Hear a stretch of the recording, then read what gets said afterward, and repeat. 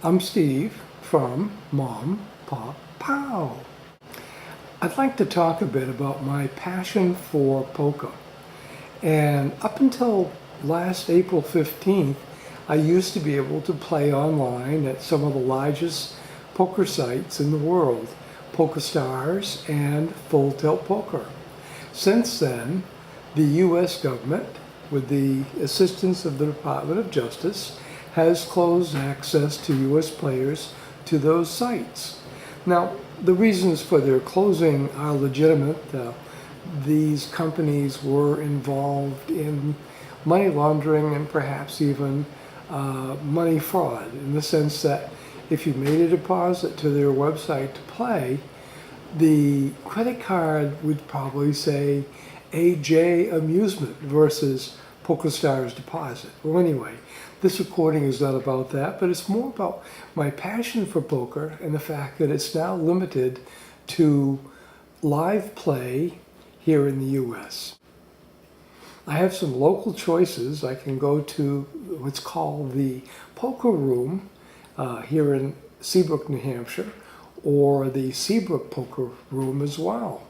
The difference with that style of poker is that they play a style called limit poker. And limit poker basically means that the bet sizing are fixed and they're limited, and you have, say, no way of going all in, if you will, as you see on TV in the no limit hold'em games that is pretty prevalent around the country. So it means I have limitations to where I can play at the game I play best, which is no limit hold'em. I've gone down to Foxwoods and have showed a profit each time I've gone down there. I've even played recently at Mohegan Sun, and I showed a profit there as well. But every time I've played here locally, I've shown a loss, and I lose perhaps my entire buy-in, which could be $60 or $100. Now, this is within the limits that I set for myself, so it's not that I'm bemoaning the loss of that, but it appears that the style of play is one that I don't completely understand, and it's something I'm going to have to work on. Now, I find poker fun to play and very challenging, and it's a good mind stimulant as well for me.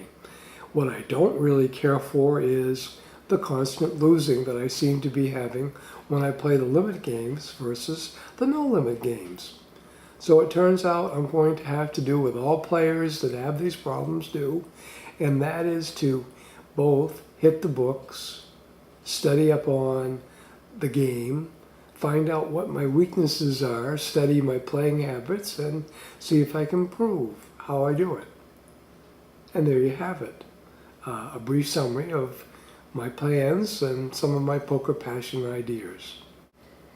This is Steve from Mom, Pop, Pow.